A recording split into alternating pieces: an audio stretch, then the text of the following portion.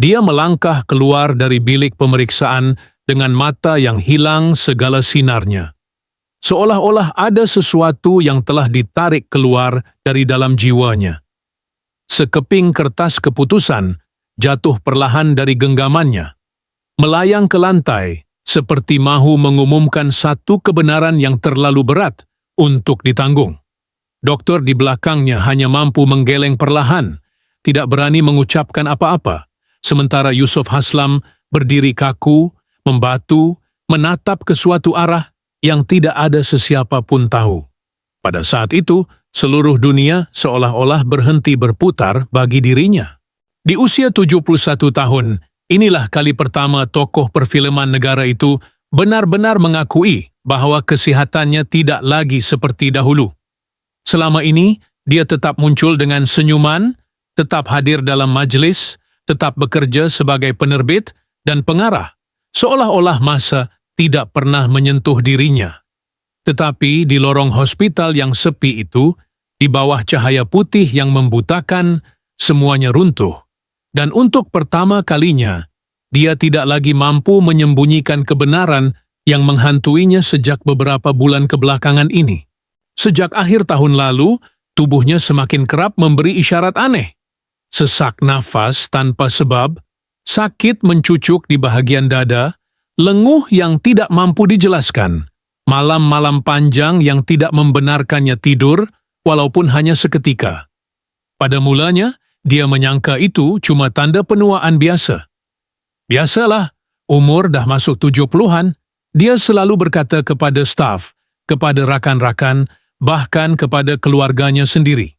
Tetapi setiap kali berada sendirian, dia merasakan sesuatu yang lebih gelap sedang bergerak dalam tubuhnya, perlahan, tetapi pasti. Namun, sebagai seorang lelaki yang sudah lama berdiri megah dalam industri, dia memilih untuk diam. Dia tidak mahu kelihatan lemah, tidak mahu menjadi beban, tidak mahu masyarakat melihatnya sebagai seseorang yang sudah hilang kudrat. Dia masih mahu mengarah, masih mahu berdiri di set penggambaran, masih mahu membuktikan bahwa namanya belum berakhir. Dan kerana itulah, selama berminggu-minggu, dia menolak semua janji temu doktor.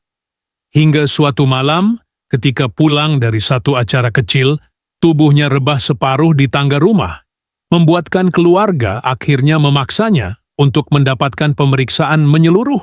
Dan kini, di hospital inilah, semuanya bermula. Di koridor yang panjang itu, Yusuf memegang dinding dengan tangan yang lemah.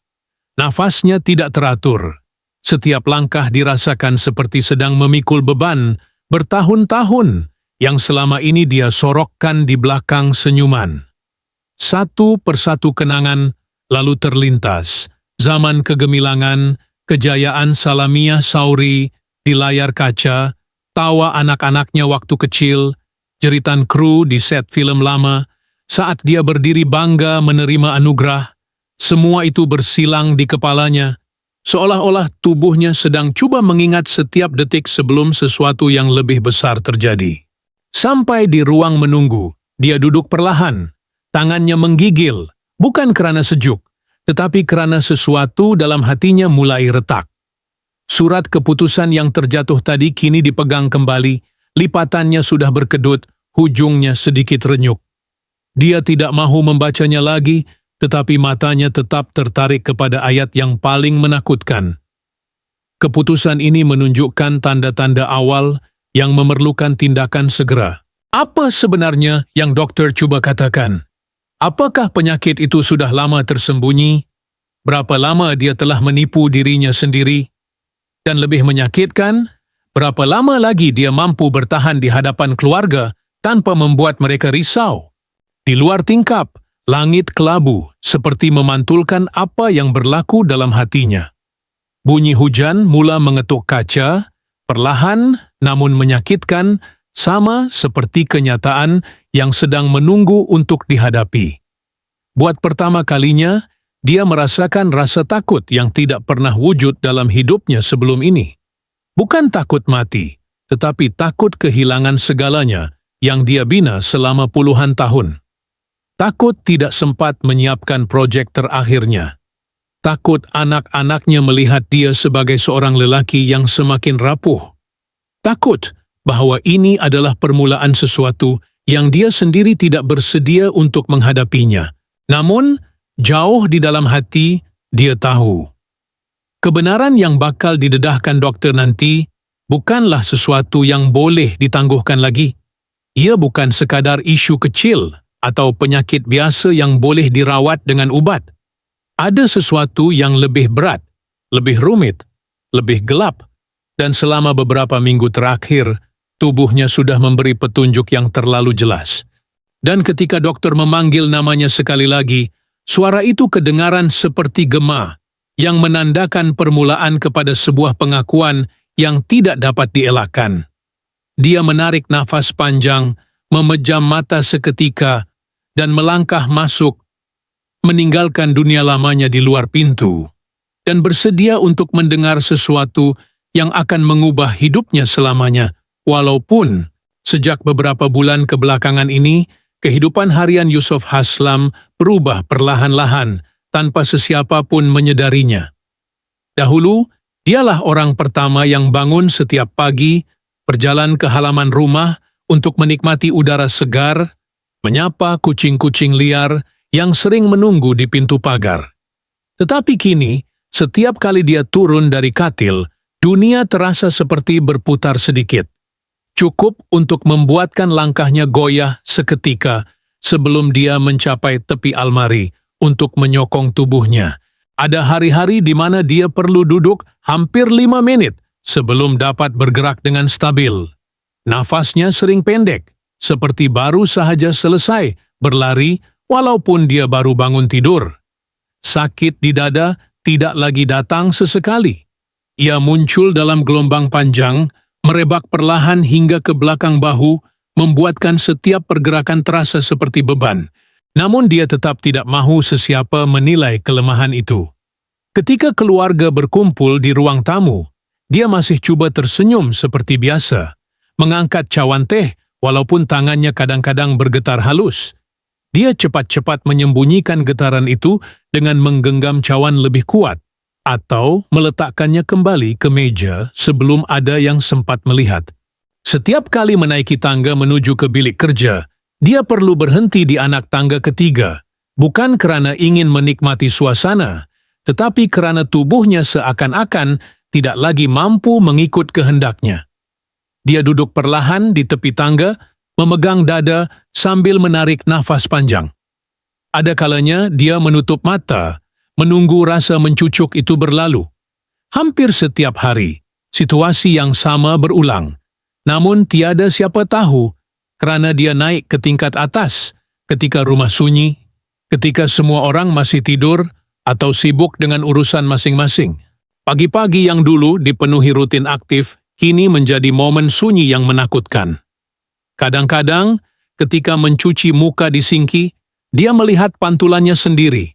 Wajah yang semakin cengkung, kulit yang kehilangan seri, mata yang dulu penuh tenaga kini dikelilingi lingkaran gelap.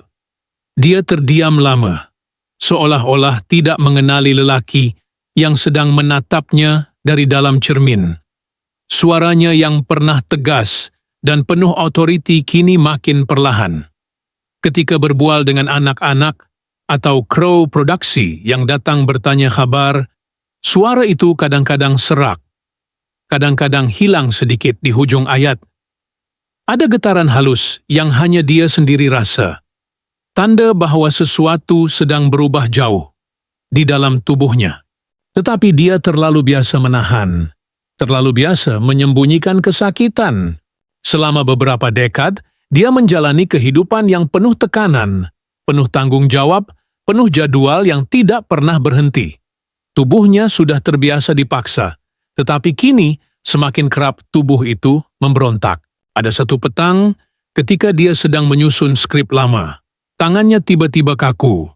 Sakit menjalar dari pergelangan ke lengan. Dia menggigit bibir, coba menggerakkan jari perlahan-lahan. Namun lenguh itu enggan pergi. Dia mengambil masa hampir 10 menit sebelum dapat membuka genggaman tangannya semula. Kertas-kertas berselerakan di lantai, tetapi dia tidak sanggup membongkok untuk mengambilnya. Dia hanya menatap kertas itu, nafasnya semakin pendek, tetapi wajahnya tetap tenang apabila seorang cucunya masuk ke bilik dan memanggil namanya. "Tok Ayah oke?" tanya budak kecil itu. Dia tersenyum, senyuman nipis yang menutupi seluruh badai yang sedang berlaku dalam dirinya. "Tok Ayah oke?" jawabnya perlahan. Hakikatnya, hanya dia yang tahu kebenaran itu tidak begitu. Hari demi hari, simptomnya semakin ketara. Malam semakin sukar. Kadang-kadang dia tersedar dalam gelap kerana dada terasa berat, seolah-olah ada batu besar menekan dari dalam. Dia duduk tegak, menarik nafas pendek-pendek, menunggu rasa itu berlalu. Setelah beberapa minit, barulah tubuhnya kembali tenang. Tetapi mata tidak lagi mahu memejam. Dia hanya duduk di hujung katil, memandang keluar tingkap, melihat lampu jalan yang berkelip dalam jarak jauh, mendengar anjing menyalak dari kejiranan lain, merasakan waktu bergerak tanpa belas kasihan. Setiap kali waktu subuh tiba, rasa penat itu semakin mendalam. Ada hari-hari di mana dia tidak mampu bangun untuk solat, bukan kerana malas, tetapi kerana tubuhnya terasa terlalu berat. Namun apabila isteri atau anaknya bertanya, dia tetap berkata, "Tak apa, Abah cuma letih sikit." Letih. Satu kata yang digunakan untuk menutup sebuah kebenaran besar. Orang sekeliling masih menganggap dia sehat. Mereka lihat dia berjalan, lihat dia tersenyum, lihat dia berbual, lihat dia hadir ke majlis tertentu, walaupun tidak sekerap dahulu. Mereka percaya semuanya baik-baik saja. Mereka percaya lelaki yang pernah menjadi simbol kekuatan industri tidak akan mudah tumbang begitu sahaja. Dan Yusuf pula membiarkan mereka percaya. Dia tidak mahu melukakan hati sesiapa. Tidak mahu membuatkan keluarga cemas. Tidak mahu industri menganggap dia sudah tidak mampu bekerja. Tetapi jauh di sudut hati, dia tahu tubuhnya sedang memberinya amaran terakhir. Sakit itu bukan lagi sekadar ketidakselesaan. Ia bukan lagi penat biasa. Ia adalah sesuatu yang merayap perlahan, menggigit tenaga dan harapan dari dalam. Setiap kali dia melangkah, dia dapat merasakan kakinya tidak lagi kukuh. Setiap kali dia bercakap, dia tahu suaranya sudah tidak sekuat dulu. Dan setiap kali malam datang, rasa takut itu muncul semula. Takut akan hari esok yang mungkin tidak sama seperti hari ini. Namun, walaupun tubuhnya semakin lemah, dia tetap menyimpan semuanya di dalam hati. Seolah-olah, jika dia tidak berkata apa-apa, kebenaran itu akan kekal terkunci. Seolah-olah diam adalah satu-satunya cara untuk terus hidup. Tetapi diam itu semakin hari semakin berat, semakin menghimpit. Dan jauh di dalam dirinya, dia tahu, tidak lama lagi, dia tidak akan dapat menyembunyikan semuanya lagi. Ada satu detik yang sedang mendekat, detik di mana segala-galanya akan terbongkar, sama ada dia bersedia atau tidak. Malam itu, rumah terasa lebih sunyi daripada biasa. Jam di dinding sudah melepasi angka 11, tetapi mata Yusuf Haslam masih belum mahu tertutup. Dia duduk sendirian di kerusi, berhampiran tingkap, menghadap halaman yang gelap, hanya diterangi lampu jalan yang malap. Angin malam menggerakkan langsir perlahan, membuat bayang-bayang di dinding bergoyang, seperti memantulkan kekacauan yang sedang berlaku di dalam dirinya. Lampu meja kecil di sebelahnya memancar lembut, warna kuning keemasan yang menelusuri setiap garis halus pada wajahnya. Di bawah cahaya itu, kedut di dahinya kelihatan jauh lebih dalam, garis di hujung matanya lebih jelas, dan keletihan di sekeliling mata seolah-olah menjerit sesuatu yang selama ini dia coba sembunyikan. Tangan kirinya memegang cawan yang sudah lama kosong. Tangan kanannya dibiarkan terkulai di lengan kerusi, sesekali mengusap perlahan dada yang terasa berat. Di tingkat atas, rumah sudah lama lena. Bunyi kipas dari bilik anak, bunyi jam berdetik, dan sesekali bunyi motosikal melintas di luar pagar. Semuanya bercampur menjadi latar bunyi yang sayup, seolah-olah dunia luar bergerak jauh dari ruang kecil tempat dia duduk. Malam itu, dia tahu, bukan malam biasa. Ada sesuatu dalam dirinya yang mendesak, memaksa, menolak dari dalam, seperti satu suara kecil yang sudah penat dipendam. Telepon bimbit di atas meja bergetar perlahan. Satu mesej masuk daripada seorang wartawan hiburan yang sudah lama mengenalinya, memintanya mengesahkan tarikh untuk sebuah sesi temu bual khas. Satu temu bual yang sepatutnya menyentuh tentang kerjayanya, pengaruhnya, legasi yang ditinggalkan. Selama ini, dia selalu menjawab cepat, tetapi kali ini, dia hanya merenung skrin yang menyala tanpa berkelip. Karena bukan soal temu bual itu, bukan soal soalan-soalan biasa tentang film, drama, atau perjalanan seni, ada sesuatu yang lebih berat daripada semua itu. Dia sedar, lambat laun, dunia akan melihat perubahan pada dirinya. Langkahnya yang semakin perlahan, ketidakhadiran di majelis-majelis tertentu, wajahnya yang semakin pucat di dalam gambar. Dia boleh berdiam diri, atau dia boleh memilih untuk bercakap. Jari tuanya bergerak perlahan di atas skrin telepon, menaip satu jawaban ringkas. Insya Allah kita buat temu bual minggu depan, di rumah saya saja. Tangannya berhenti seketika selepas menekan hantar. Nafasnya terasa mengah, bukan kerana naik tangga atau berjalan jauh, tetapi semata-mata kerana keputusan kecil yang baru dibuat itu. Kerana dia tahu, temu bual itu tidak akan sama seperti yang sebelum-sebelumnya. Kali ini, dia tidak lagi sekadar bercakap tentang kejayaan dan kenangan manis. Kali ini, ada sesuatu yang lebih pribadi, lebih sunyi, lebih menakutkan, yang menunggu di hujung kata-katanya. Beberapa hari kemudian, ruang tamu rumahnya disusun ringkas. Tiada hiasan berlebihan, tiada lampu produksi besar-besaran. Hanya sebuah kamera kecil, tripod, mikrofon kecil yang disemat di kolar bajunya, dan seorang wartawan yang sudah lama dia anggap seperti anak sendiri. Di luar, hari mendung, sinar matahari diserak oleh awan kelabu. Di dalam, lampu kuning di sudut ruang tamu menyinari wajahnya, sekali lagi menonjolkan garis-garis usia yang tidak lagi boleh disembunyikan. "Dato', kalau dah ready, kita boleh mula," ujar wartawan itu perlahan, seolah-olah turut merasai berat suasana. Yusuf mengangguk kecil. Dia membetulkan posisi duduknya, menarik nafas dalam-dalam, kemudian melepaskannya perlahan.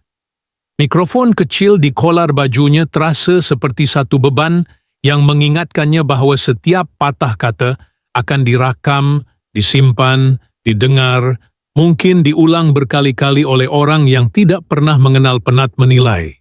Temu bual bermula seperti biasa. Soalan tentang zaman awal kerjaya, tentang bagaimana dia membina empayar produksi, tentang pelakon-pelakon yang pernah dibimbingnya. Dia menjawab seperti bertahun-tahun dahulu. Tersenyum kecil, ketawa sekali-sekala, mengimbas memori lama dengan nada suara yang masih cuba kedengaran stabil. Namun, setiap kali wartawan itu berhenti seketika, menukar lembaran soalan, hatinya berdebar lebih laju. Dia tahu, satu soalan yang ditakuti akan datang juga akhirnya. "Dato'." Suara wartawan itu menjadi perlahan, lebih lembut. Ramai perasan, Datuk jarang muncul kebelakangan ini. Ada yang kata Datuk rehat, ada yang kata Datuk tak berapa sihat. Datuk sendiri? Macam mana? Soalan itu menggantung di udara. Kamera kecil di hadapannya seolah-olah menjadi mata yang tajam. Menunggu. Ruang tamu menjadi senyap. Hanya bunyi pendingin hawa yang berdesir perlahan menemani degup jantungnya yang tidak menentu. Yusuf menundukkan pandangan seketika. Tangannya saling menggenggam di atas paha, jari-jarinya yang tua bergerak perlahan, seolah-olah mencari kekuatan. Bibirnya terbuka, namun tiada kata yang keluar. Dia menarik nafas lagi, kali ini lebih panjang, dan apabila dia mengangkat wajahnya untuk memandang ke arah kamera, Mata itu sudah tidak mampu menyembunyikan kepenatan yang terpendam. Suaranya pecah sedikit di hujung, memaksa dia berhenti. Dia menelan liur perlahan, kemudian cuba lagi. Saya sebenarnya tak sekuat dulu. Ayat itu kedengaran mudah, tetapi di dalam hatinya, ia terasa seperti satu pengakuan yang mematahkan sesuatu. Dia tersenyum nipis, senyuman yang tidak sampai ke mata. Orang nampak saya senyum. Masih boleh berjalan, masih boleh bercakap pasal kerja, tapi badan saya dah lama bagi isyarat. Wartawan di hadapannya tidak menyampuk. Dia hanya mengangguk perlahan, memberi ruang, membenarkan keheningan.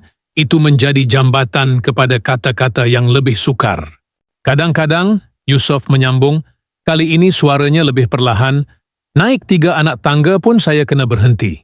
Kena duduk, pegang dinding, dada rasa lain, nafas pun pendek. Dia berhenti lagi. Matanya beralih ke arah tingkap, di mana cahaya dari luar memancar masuk dan bertemu dengan cahaya lampu kuning di dalam, mencipta satu lorong samar di atas lantai. Di lorong itulah bayang-bayang tubuhnya jatuh. Panjang, sengit, seolah-olah melambangkan satu jiwa yang sedang berpecah dua, antara mahu mengaku dan mahu terus berpura-pura kuat.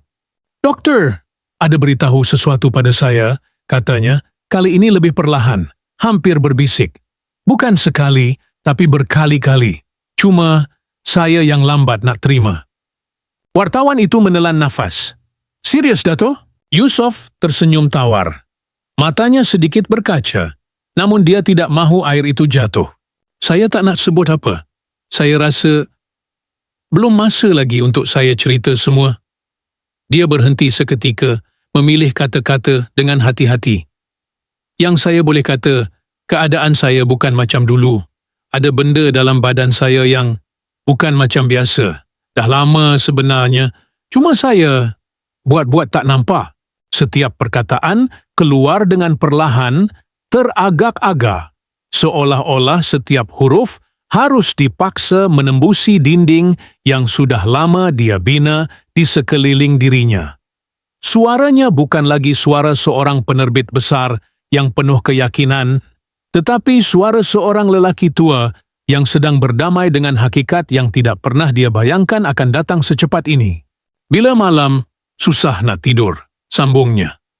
Badan sakit, dada berat, kadang-kadang rasa sejuk, kadang-kadang rasa macam tak tahu esok bangun lagi ke tak.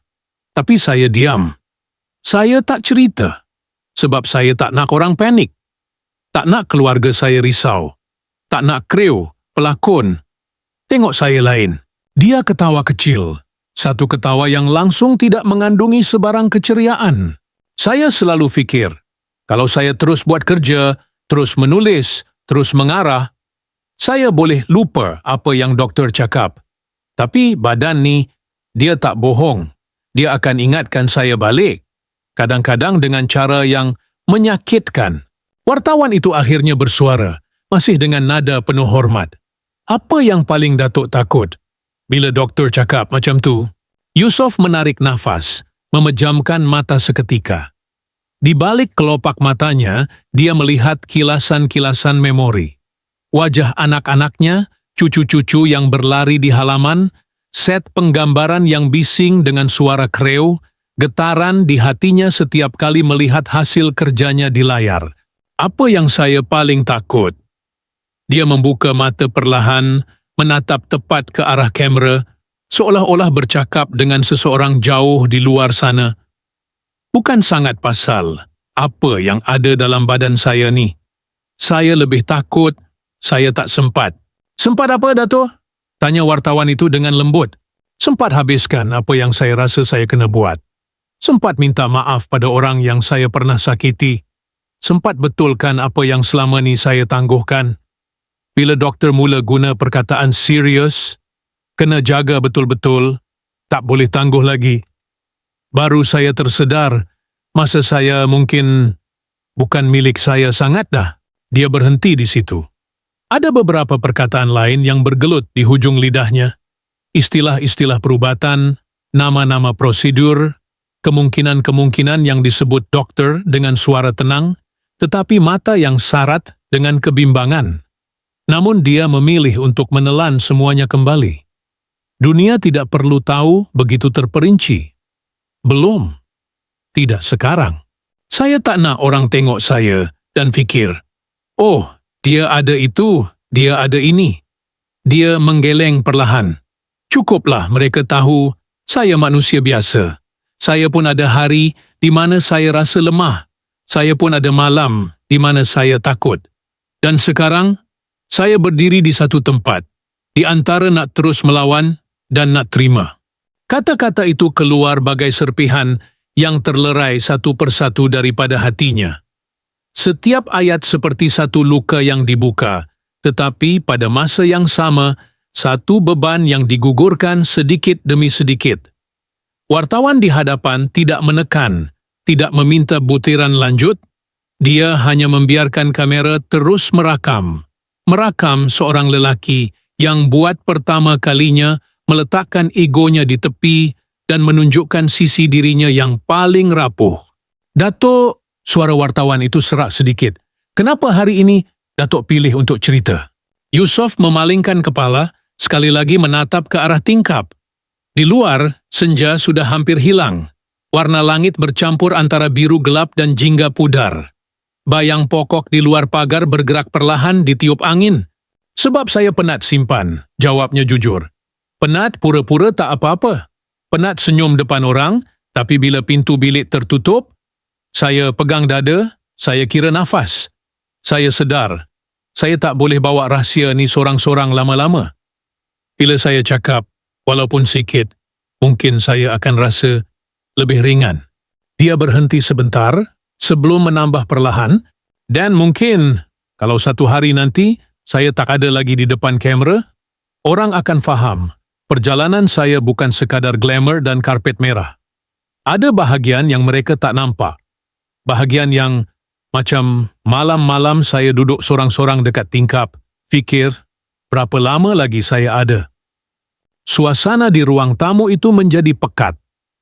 Lampu kuning yang menyinari wajahnya seolah-olah menjadi saksi kepada sebuah pengakuan yang terlalu lama tertangguh.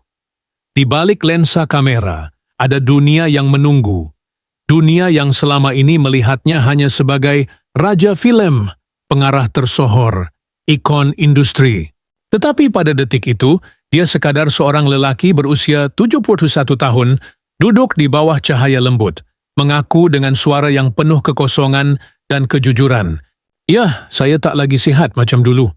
Dan setiap hari yang Allah bagi sekarang, saya rasa lebih berat dan lebih berharga daripada apa-apa pun. Dia tidak menyebut nama penyakit, tidak menceritakan bacaan darah, keputusan imbasan, atau istilah-istilah perubatan yang rumit. Yang diceritakannya cuma rasa sesak yang datang tanpa dijemput, rasa sakit yang tiba-tiba, rasa takut yang diam-diam merayap ketika jam menunjukkan pukul 2 atau 3 pagi.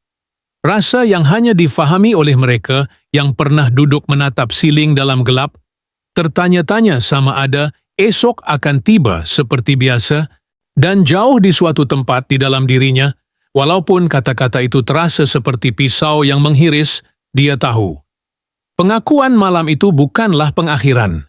Ia cuma permulaan kepada satu bab yang lebih senyap, lebih perlahan, lebih pribadi.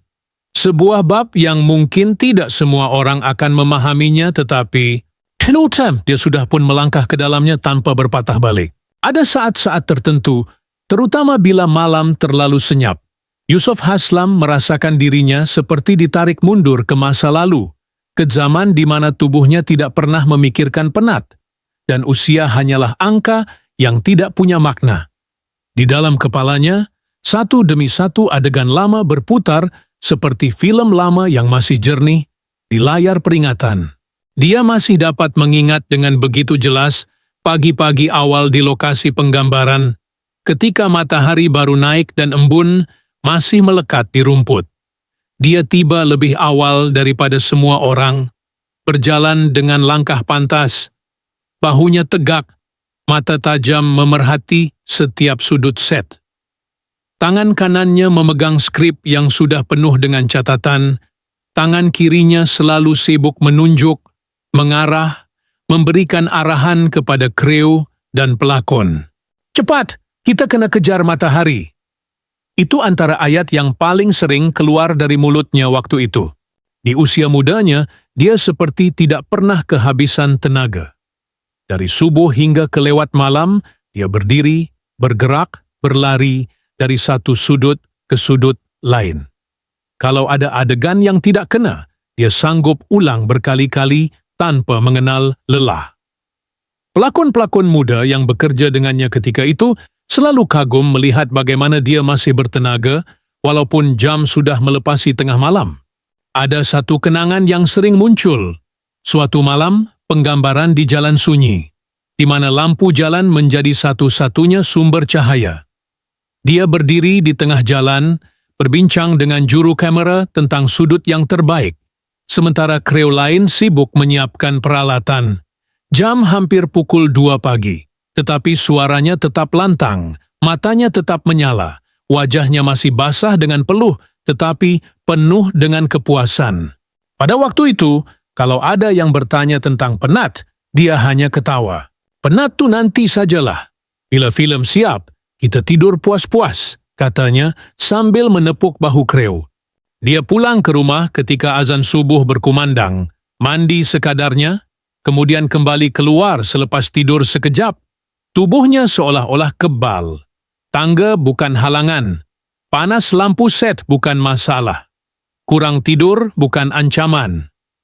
Ada satu keyakinan dalam langkahnya, keyakinan seorang lelaki yang merasakan hidup masih panjang, masa masih luas, dan dunia masih sudi menunggu semua karya yang ingin dia hasilkan. Niatnya waktu itu hanya satu, terus bergerak, terus bekerja, terus mencipta. Bandingkan semua itu dengan hari-harinya sekarang. Perbezaan itu terlalu ketara, terlalu tajam, hingga kadang-kadang membuatkan dadanya sesak, bukan kerana penyakit, tetapi kerana rasa rindu yang tidak mampu diucapkan.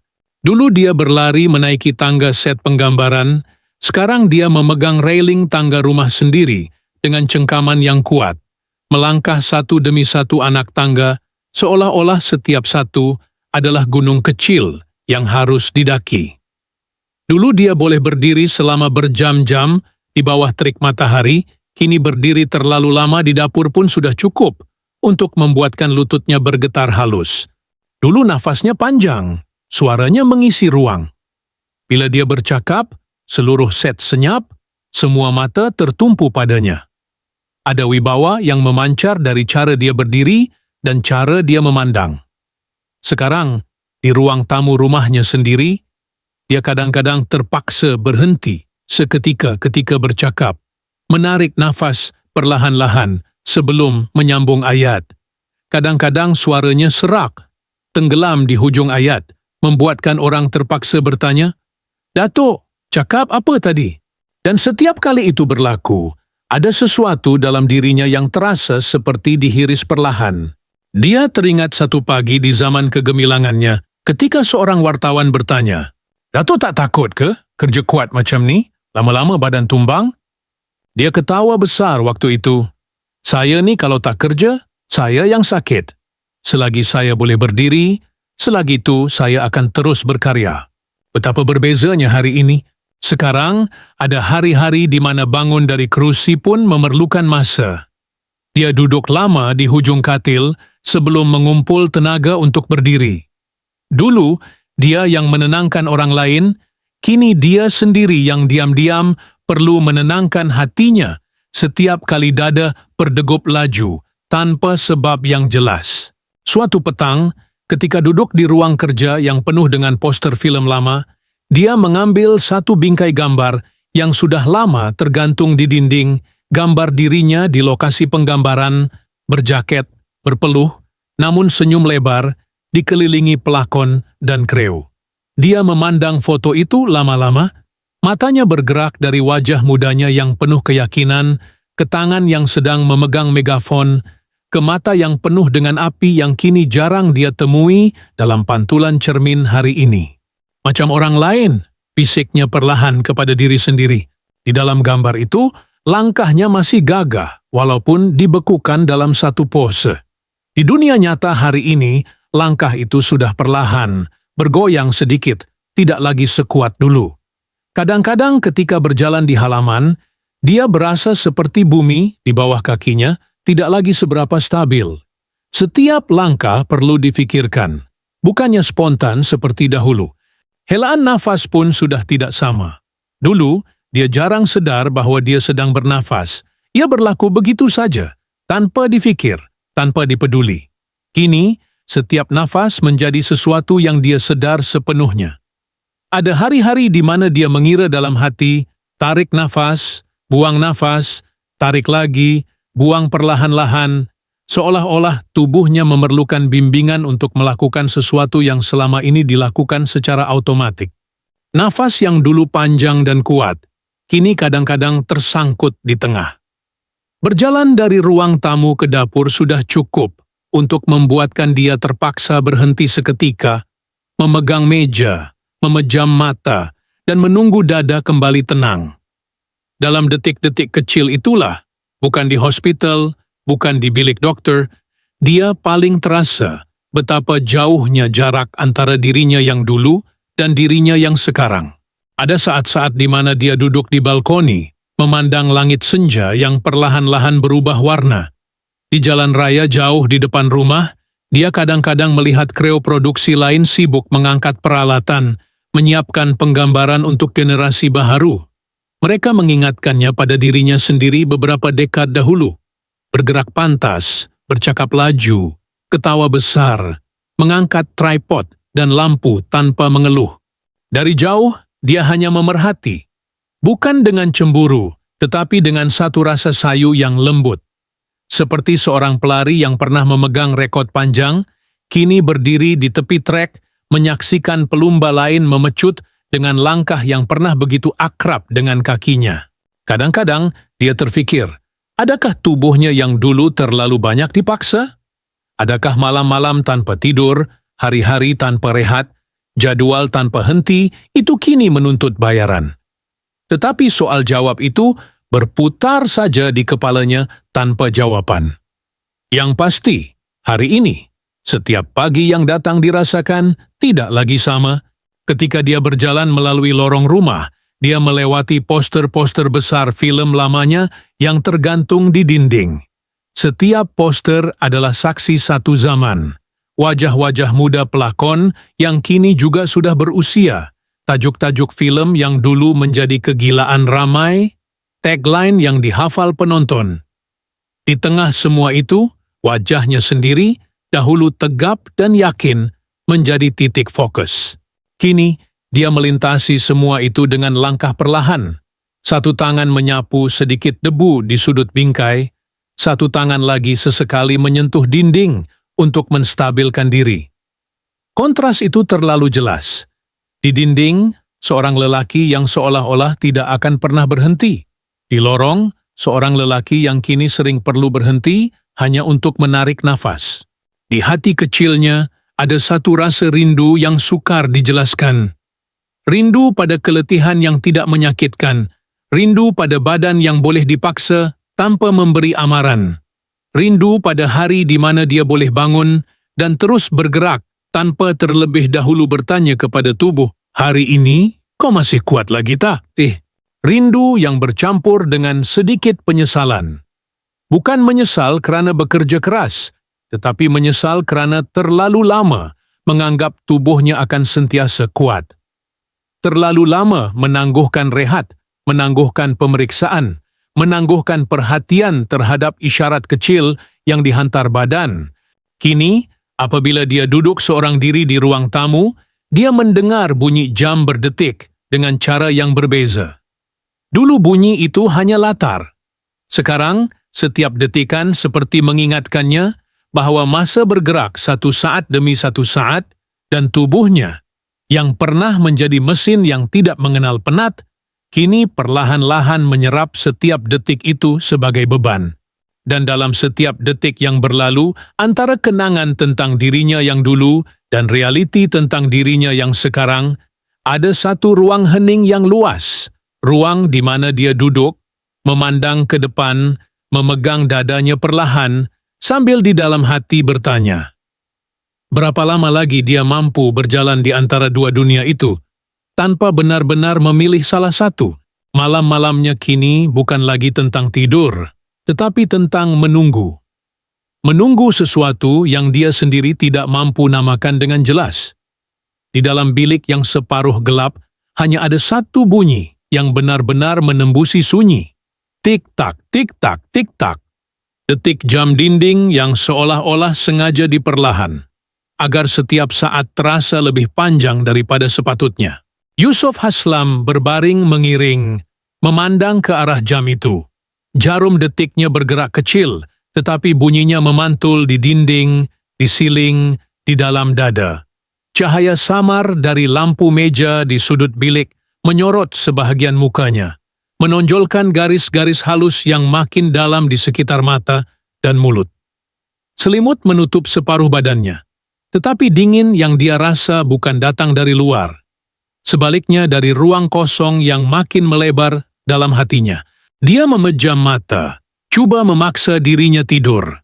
Namun setiap kali kelopak mata tertutup, sesuatu lain muncul, bukan kegelapan, tetapi fragmen-fragmen memori yang berlompatan tanpa aturan. Wajah pelakon-pelakon lama, suara kreo memanggil namanya, jeritan action. Yang satu masa dahulu bergema di setiap set penggambaran, kini datang tanpa diundang, bersusun-susun, bercampur aduk. Dia takut satu hari nanti semua itu akan hilang begitu saja. Itu ketakutan yang tidak pernah dia sebut kepada sesiapa.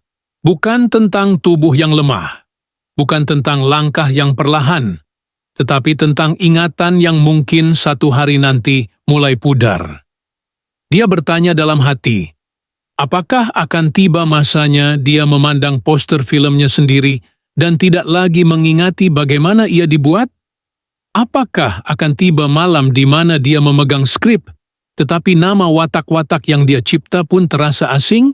Tiap kali bayangan itu datang, dadanya menjadi sempit. Dia menolak selimut, bangun perlahan, duduk di hujung katil. Tik-tak, tik-tak. Jam di dinding terus bekerja, seolah-olah tidak peduli pada pertarungan yang sedang berlaku dalam diri tuannya. Dia mengusap wajah, kemudian meraup rambutnya yang sudah penuh uban. Di meja kecil sebelah katil, ada sebotol ubat, sepasang cermin mata, dan beberapa helai kertas dengan tulisan tangannya sendiri. Idea-idea untuk proyek yang belum sempat dia sempurnakan. Skrip yang separuh jalan, garis besar cerita yang masih tergantung. Setiap helaian itu seperti mengingatkannya kepada satu hakikat yang semakin menyakitkan. Masa mungkin tidak cukup. Kadang-kadang, dia mengambil salah satu kertas itu, menatap tulisan tangannya yang sudah sedikit bergetar, garis huruf yang tidak lagi lurus seperti dahulu. Dia membaca semula catatan, nama watak, tempat, dialog pendek. Di antara nota-nota kecil itu, ada satu kalimat yang dia bulatkan, film terakhir tentang seorang lelaki yang takut kehabisan waktu. Dia tersenyum pahit, seperti sedang menulis tentang dirinya sendiri, tanpa sadar. Jam menunjukkan pukul 2 pagi. Rumah sudah tenggelam dalam diam. Hanya bunyi penghawa dingin dan detik jam menemani. Dari luar, sesekali kedengaran bunyi kereta lewat jauh di jalan besar, kemudian sunyi kembali. Di sudut bilik, lampu lantai memancarkan cahaya kuning lembut, menimbulkan bayang tubuhnya di dinding, bayang yang seolah-olah lebih tinggi, lebih besar, tetapi kelihatan goyah. Dia berdiri perlahan, menghampiri tingkap. Langsir diselak sedikit. Dari situ, dia dapat melihat halaman yang gelap, lampu jalan yang malap, dan langit yang kosong tanpa bintang. Dulu, ketika muda, malam-malam seperti ini dihabiskan di set penggambaran, dikelilingi cahaya lampu dan suara orang. Kini, malam mengajarnya satu jenis kesunyian lain, kesunyian yang memaksa dia mendengar apa yang selama ini dia coba elakkan, suara pikirannya sendiri. Apa yang aku belum sempat buat? Soalan itu berlegar-legar dalam kepalanya. Dia teringat janji-janji kecil yang pernah diberi kepada keluarga, kepada rakan lama, kepada dirinya sendiri. Ada skrip yang dia mahu betulkan, ada filem yang dia mahu hasilkan bukan kerana keuntungan, tetapi sebagai pesan terakhir. Ada panggilan telefon yang sudah lama dia tangguhkan untuk meminta maaf, ada kunjungan yang dibatalkan bertahun-tahun hanya kerana kononnya sibuk. Malam-malam begini, semua yang tertangguh itu datang kembali, berdiri di sekelilingnya seperti bayang-bayang yang tidak mahu pergi. Setiap bayang membawa satu wajah, satu nama, satu kenangan yang mungkin tidak lagi sempat dia perbaiki. Di dalam gelap yang separuh diterangi lampu, wajahnya kelihatan lebih tua daripada siang hari. Kerana malam adalah masa di mana dia tidak lagi memakai topeng kuat. Di malam seperti ini, dia tidak lagi pengarah besar, tidak lagi figura dihormati. Dia hanyalah seorang lelaki berusia 71 tahun, berdiri di tepi tingkap, memegang bingkai langsir dengan tangan yang sedikit menggigil, mendengar jam di dinding, mengira detik-detik menuju sesuatu yang dia sendiri tidak pasti. Dia kembali ke katil, tetapi tidak berbaring. Dia duduk bersandar pada kepala katil, menarik lutut sedikit, seolah-olah sedang mencari posisi yang boleh menenangkan. Di tepi katil, lampu meja menyalakan buku nota kecilnya. Dia capai buku itu, membuka halaman kosong, memegang pen dengan tangan yang tidak lagi sekuat dulu. Dia menulis perlahan. Malam ini aku tidak boleh tidur lagi, jam makin kuat bunyinya, aku takut. Pen itu berhenti seketika di hujung perkataan. Dia tidak pasti apa yang harus disambung. Takut apa? Takut mati? Takut sakit? Atau takut dilupakan? Takut tidak sempat? Dia menarik nafas dalam, kemudian meneruskan, takut esok bila aku bangun, ada satu memori yang hilang. Satu wajah yang aku tak ingat. Satu nama yang pernah penting, tapi tiba-tiba lenyap dari fikiran. Tangan yang menggenggam pen terasa berat. Namun, dia terus menulis. Seolah-olah dengan cara itu, dia sedang memaku kenangannya ke atas kertas, agar tidak tercabut dari ingatan begitu saja. Dia tulis nama anak-anaknya, nama cucu, nama-nama pelakon yang pernah mengubah hidupnya, nama kreu yang setia bersamanya. Setiap nama adalah satu lampu kecil yang mahu dia kekalkan menyala di dalam kepalanya. Dia menulis tajuk-tajuk filem, tahun-tahun penting, detik-detik kecil yang mungkin orang lain sudah lupa tetapi baginya, itu adalah batu bata yang membina hidup. Di antara semua itu, dia kembali memandang ke arah jam. Tik-tak, tik-tak. Bunyinya kini bukan lagi sekadar penanda waktu, tetapi seperti bunyi langkah sesuatu yang sedang menghampiri perlahan. Sesuatu yang tidak boleh dia hentikan, walaupun dia menginginkannya.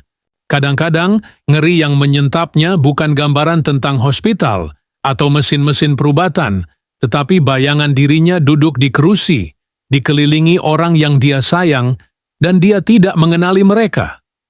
Bayangan dia memandang wajah seseorang yang ketawa memanggil namanya, tetapi di dalam kepalanya semuanya kabur. Bayangan buku nota di tangan, tetapi huruf-huruf di atas kertas kelihatan seperti simbol-simbol asing yang tidak lagi bermakna. Kalau satu hari nanti aku lupa semua ini, siapa aku sebenarnya? Soalan itu muncul spontan, bergema di dalam dirinya.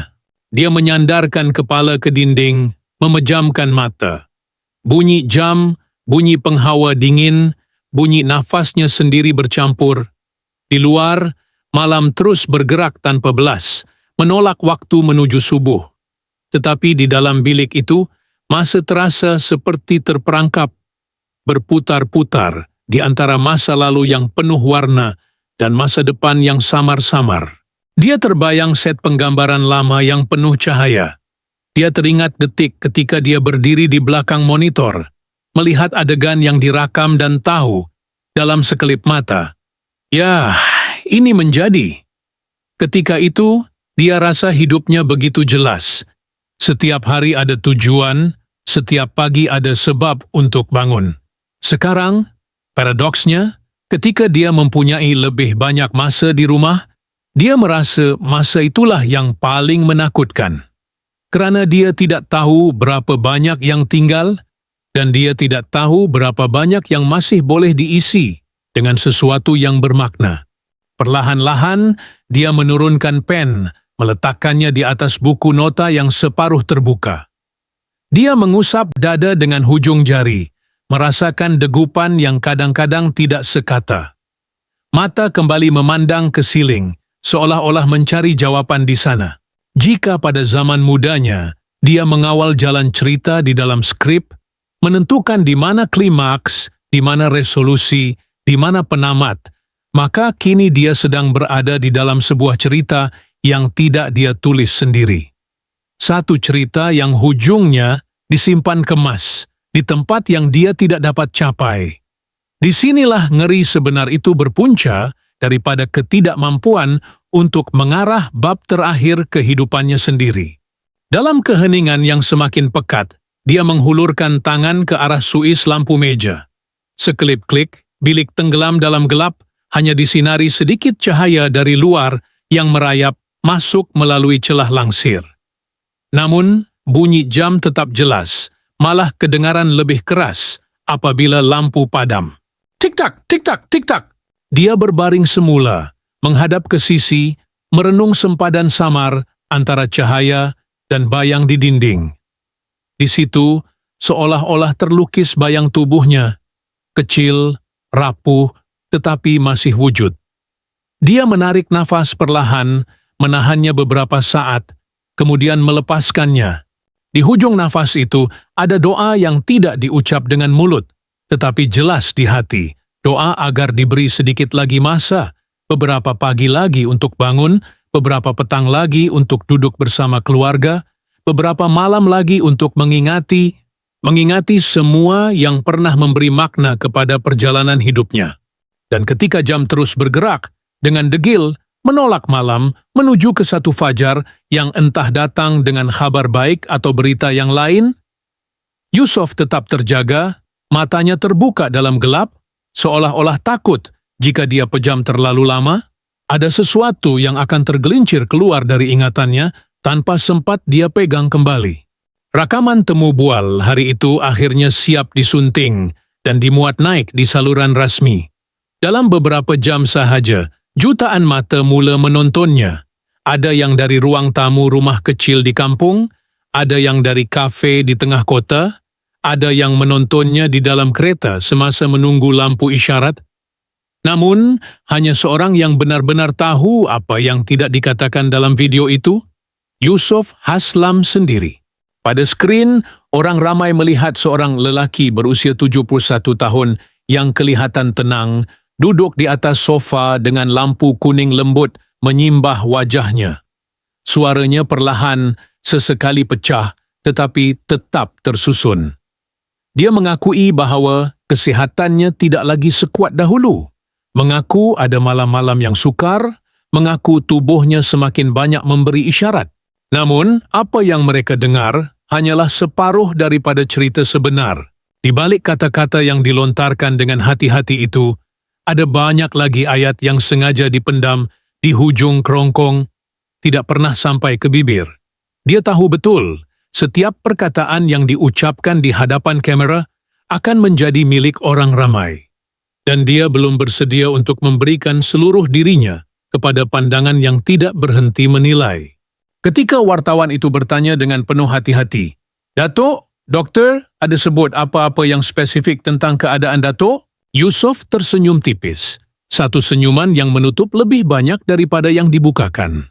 "Doktor, buat kerja dia," jawabnya perlahan, sambil matanya melirik ke lantai seketika.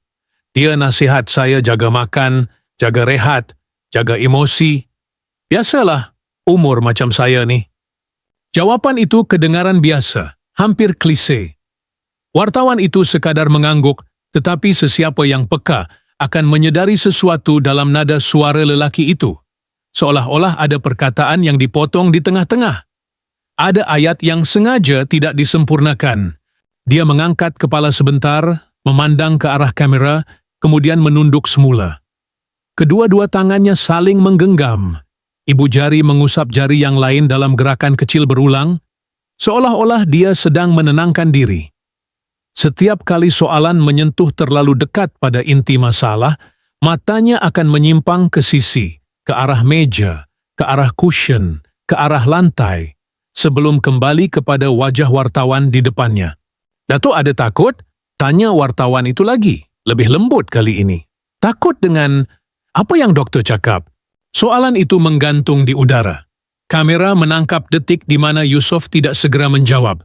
Bibirnya sedikit terbuka, tetapi tiada suara keluar. Dia menarik nafas, menahan seketika, kemudian menghembuskannya dengan perlahan. "Saya manusia biasa," katanya akhirnya. "Siapa yang tak takut bila dengar benda-benda macam tu?" Dia berhenti di situ. Sepatutnya, dalam beberapa saat yang lalu, dia boleh menyebutkan apa yang sebenarnya doktor katakan kepadanya. Ada terma-terma yang berlegar di mindanya. Nama-nama yang pernah dia dengar di televisyen, di cerita orang, tetapi tidak pernah dia bayangkan satu hari nanti akan ditujukan kepada dirinya sendiri. Namun, dia memilih untuk membiarkan semuanya berada di dalam kepalanya sahaja. Setakat ni, doktor, bagi saya harapan," tambahnya, walaupun dia sendiri tidak pasti harapan itu sebesar mana. "Tapi saya pun kena jujur. Ada benda yang saya simpan untuk diri saya dulu. Saya rasa saya belum bersedia nak kongsi semua dengan Malaysia." Wartawan itu diam sejenak. Dia nampak jelas ada sesuatu di balik mata Yusof yang lebih berat daripada yang terucap. Namun, sebagai seorang yang sudah lama mengenali dunia media, dia tahu batas. Dia tidak menekan. Dia hanya mengulang perlahan, seolah-olah mahu mengesahkan, "Maksud Datuk tak cerita semuanya?" Yusof ketawa kecil. Ketawa yang singkat, tanpa cahaya. Matanya jatuh ke arah lantai sekali lagi, seolah-olah bangku di bawahnya lebih mudah dihadapi daripada realiti yang sedang berdiri di depannya. "Siapa je yang cerita semua?" balasnya, separuh bergurau, separuh jujur. "Kadang-kadang, kita cerita apa yang kita rasa orang mampu terima. Yang lain tu, biar dulu. Bukan masa dia lagi."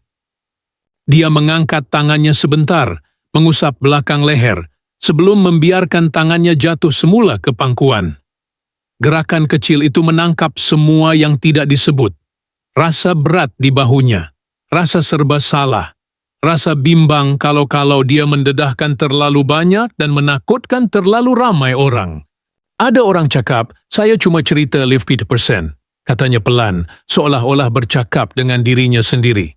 "Mungkin betul, sebab 50% lagi tu, saya sendiri pun masih cuba nak hadam." Dia tidak melihat ke arah kamera ketika mengucapkan ayat itu. Matanya tertumpu pada satu titik di lantai, antara hujung kasut dan bayang kakinya. Ruang kecil itu, antara cahaya dan bayang, seolah-olah menjadi tempat dia menyimpan semua yang tidak sempat diluahkan. Wartawan itu mengangguk perlahan. "Datuk rasa, bila Datuk akan bersedia untuk cerita semua?" Soalan itu membuatkan Yusof diam lebih lama. Kali ini, tiada senyuman, tiada tawa kecil, tiada jawapan segera. Dia hanya mengangkat wajah sedikit, memandang ke arah sisi kamera, bukan tepat kepada lensa. Ada renungan jauh yang tidak sampai kepada sesiapa. Seolah-olah dia sedang melihat sesuatu di tempat lain, mungkin di masa depan yang belum tentu ada, mungkin di masa lalu yang masih terlalu dekat. "Entahlah," suaranya hampir berbisik. "Mungkin bila saya sendiri dah cukup kuat, atau bila saya rasa Malaysia dah bersedia. Ada perkara, kalau kita cerita terlalu awal, dia jadi macam luka yang dibuka depan orang ramai. Orang tengok, orang simpati, tapi kita yang kena tanggung pedihnya." Dia berhenti di situ, tidak menyambung lagi. Namun di dalam kepalanya ayat itu sebenarnya bersambung panjang. Dan saya tak pasti. Saya mampu ke tidak untuk pikul semua reaksi itu sekarang. Rakaman temu bual itu kemudian diteruskan ke topik lain. Kerjaya, keluarga, pesan untuk generasi muda. Di permukaan, ia tampak seperti satu sesi temu bual yang menyentuh hati, penuh kejujuran. Komentar di media sosial penuh dengan ucapan doa, kata-kata semangat, dan luahan terkejut apabila mengetahui kesihatan figura itu tidak sebaik yang disangka. Namun, di ruang sunyi selepas Cleo mengemas peralatan dan meninggalkan rumah, di lorong yang hanya diterangi lampu malam kecil, wajah Yusof jauh berbeza daripada wajah yang muncul di skrin. Dia berdiri seketika di depan pintu yang baru sahaja tertutup. Bunyi enjin kereta wartawan menjauh perlahan.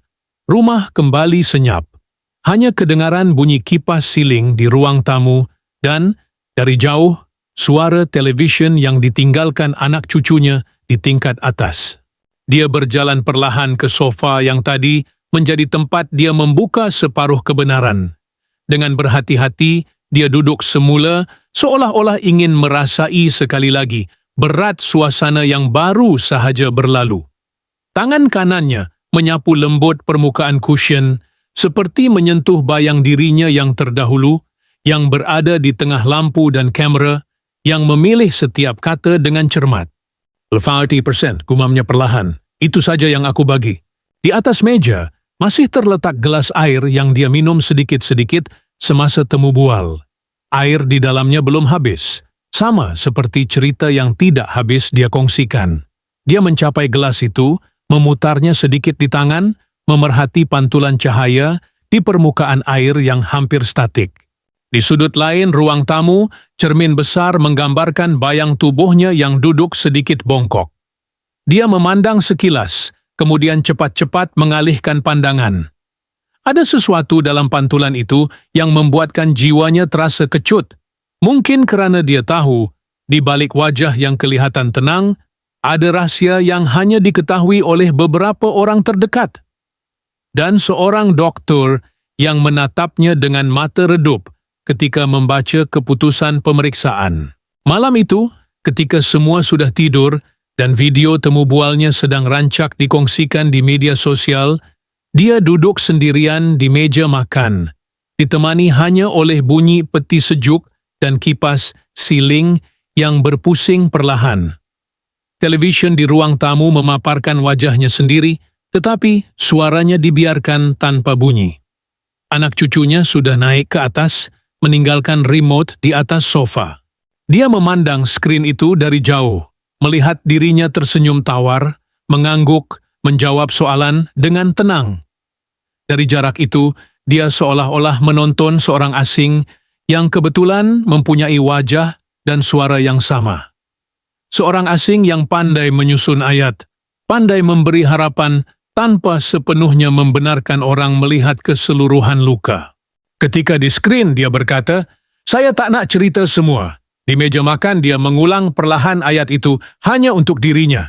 "Saya tak nak cerita semua, lagi." Kata "lagi" itu diucapkan sangat perlahan, seakan-akan dia takut rumah sendiri akan mengingatinya. Malam semakin larut. Televisyen akhirnya ditutup. Lampu ruang tamu dimalapkan, hanya meninggalkan satu lampu kecil di sudut untuk menemani gelap. Yusof bangun, mengumpul kekuatan untuk melangkah ke bilik. Setiap langkahnya perlahan, sandal di kaki kiri menyeret sedikit ketika menyentuh lantai. Di lorong, dia berhenti seketika di depan poster lamanya. Poster sebuah drama yang pernah menjadi fenomena besar. Jarinya menyentuh perlahan namanya yang tercetak besar di bawah tajuk.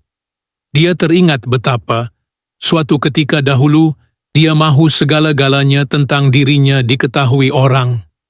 Karya, sejarah, perjuangan. Dia mahu namanya diingati. Dia mahu kisahnya diceritakan. Kini, ironi yang datang bersama usia dan penyakit membuatkan dia sadar. Ada bahagian dari dirinya yang dia mahu kekalkan sebagai milik sendiri. Bahagian yang tidak diulas di ruangan gosip, tidak diulang di rancangan hiburan, tidak ditafsir oleh sesiapa.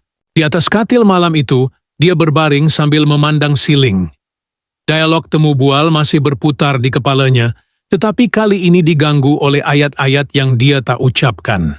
Dia hampir terdengar suaranya sendiri menjawab, "Dokter cakap begini."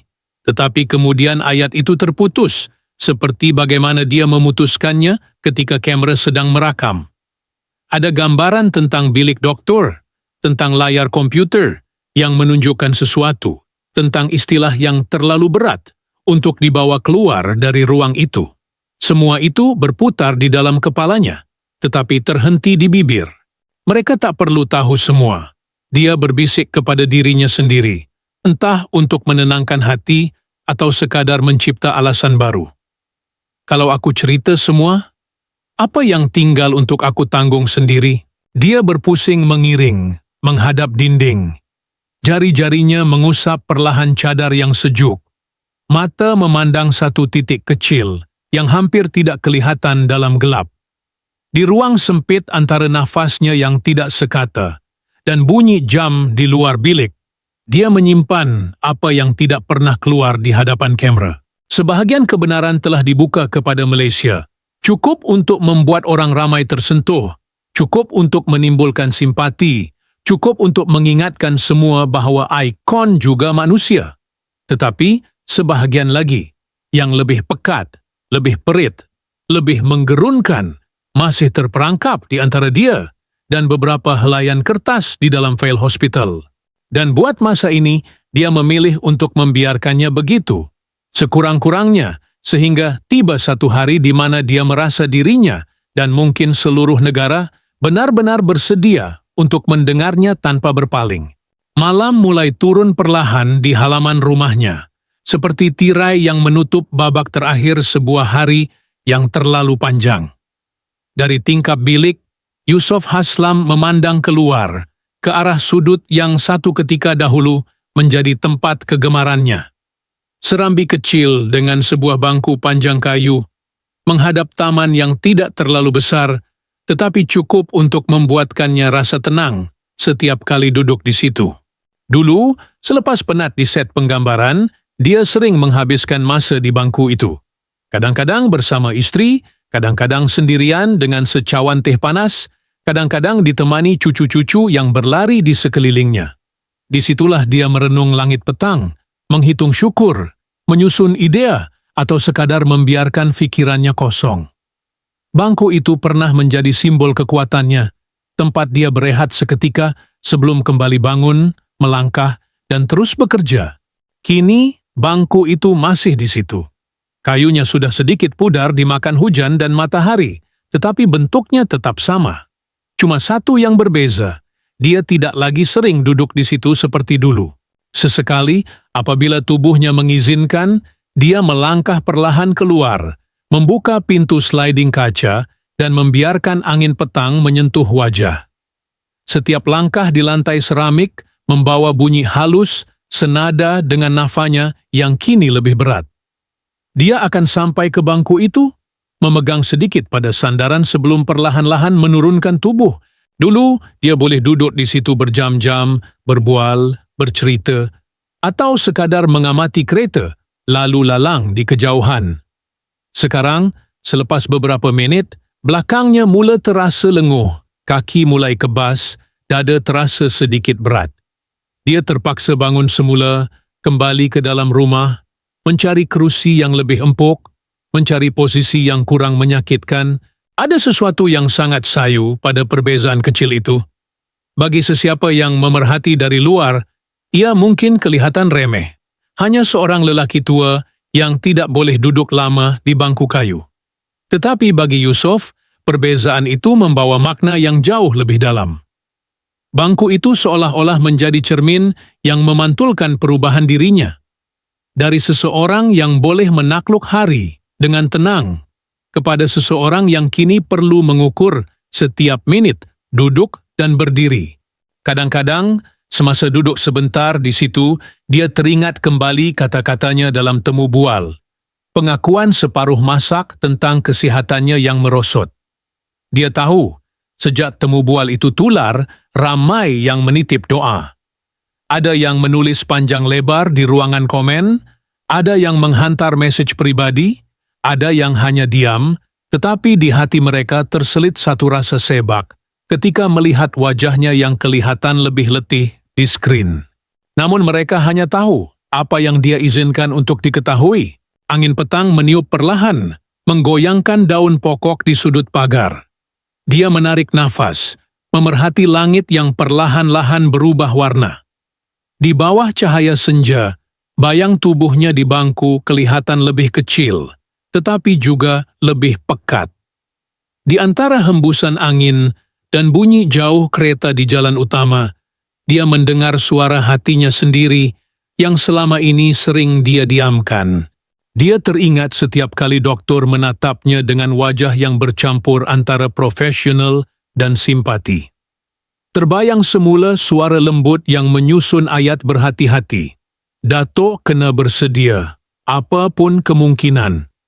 Terngiang lagi kalimah-kalimah yang tidak dia ulang di depan kamera, tidak dia sebut di depan wartawan, tidak dia kongsi dengan sesiapa selain Tuhan dan dirinya sendiri.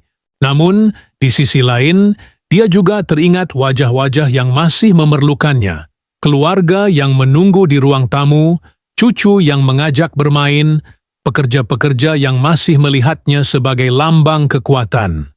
Di antara dua dunia itu, dunia kebenaran yang pahit dan dunia harapan yang masih cuba dipelihara, dia berdiri, cuba menyeimbangkan diri di tali yang semakin menipis. Malam merangkak masuk sedikit demi sedikit. Lampu beranda menyala, memantulkan cahaya kekuningan pada permukaan bangku.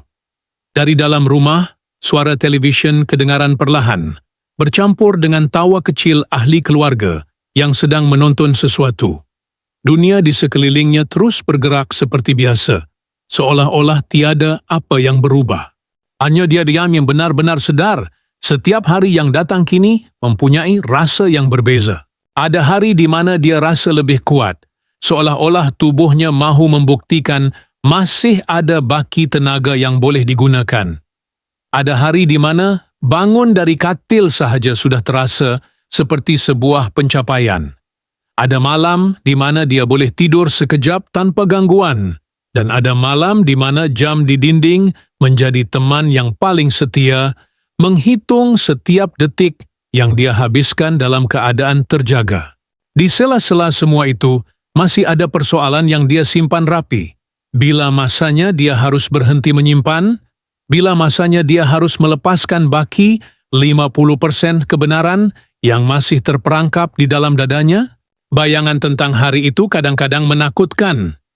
Dia membayangkan dirinya duduk sekali lagi di hadapan kamera, atau mungkin di hadapan sebuah majelis kecil, atau hanya di ruang tamu bersama keluarga, dan mengucapkan semuanya tanpa berselindung, tanpa metafora. Dia membayangkan reaksi yang mungkin datang, tangisan, terkejut, doa, atau kebisuan yang lebih berat daripada sebarang kata-kata. Tetapi dia juga membayangkan kemungkinan lain, bahwa ada beberapa kepingan kisah yang tidak pernah keluar dari mulutnya, akan tetap tinggal di situ, tenggelam bersama masa yang berlalu. Bukan kerana dia tidak percaya kepada orang lain, tetapi kerana ada jenis kesakitan yang terlalu pribadi untuk ditanggung beramai-ramai. Di bangku luar rumah itu, dengan badan yang tidak lagi mampu menyandar terlalu lama, dia merasakan dirinya berada di persimpangan. Di satu sisi, ada keinginan untuk jujur sepenuhnya, untuk tidak lagi meninggalkan apa-apa dalam bayang-bayang. Di sisi lain, ada naluri untuk melindungi orang yang dia sayang daripada beban yang mungkin terlalu berat untuk mereka pikul. Sesekali, dia menoleh ke pintu rumah yang terbuka sedikit, mendengar suara cucu memanggil tok ayah dari dalam. Suara itu membuatkan dadanya bergetar dengan satu rasa yang sukar digambarkan. Gabungan cinta, takut, dan kesedaran bahawa waktu mereka bersama tidak lagi semewah dahulu. Dia bangun perlahan, meninggalkan bangku, melangkah masuk semula ke dalam rumah. Pintu kaca ditutup perlahan-lahan, memisahkan udara malam yang dingin dengan kehangatan lampu di ruang tamu.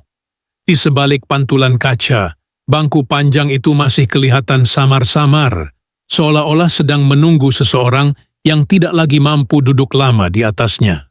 Malam terus berlalu. Di dalam bilik, sebelum tidur, dia sekali lagi memandang langit-langit dan mendengar bunyi jam. Di dalam hati, dia memegang rahasianya seperti seseorang yang memeluk sesuatu yang rapuh tetapi berharga. Dia tahu satu hari nanti, sama ada melalui kata-katanya sendiri atau melalui jejak yang ditinggalkan, orang akan cuba meneka apa yang tidak pernah dia ucapkan hingga habis. Entah mereka akan betul, entah mereka akan jauh tersasar, dia pun tidak pasti. Yang dia tahu, hidupnya, dengan segala cahaya dan kelamnya, tidak akan pernah dapat diringkaskan dalam satu temu bual, satu tajuk berita, atau satu coretan status di media sosial.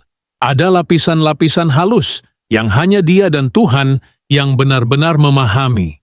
Dan di antara semua persoalan yang tidak terjawab itu, di antara harapan yang masih cuba disimpan dan ketakutan yang semakin kerap datang mengetuk, hanya tinggal beberapa image yang melekat kuat. Koridor hospital yang panjang, bilik tidur yang sepi di tengah malam, wajah keluarga yang cuba tersenyum walaupun mata mereka penuh bimbang, dan sebuah bangku panjang di luar rumah yang menjadi saksi diam kepada semua yang tidak pernah dikatakan sepenuhnya. Bangku di beranda masih ada, tetapi dia tidak mempunyai kekuatan untuk duduk lama seperti sebelumnya. Kadang serang perkara yang paling kuat adalah mengakui bahwa diri Anda semakin lemah. Adakah dia berani untuk memberitahu seluruh kebenaran? Atau adakah kesakitan itu akan mengikutinya sepanjang hayatnya?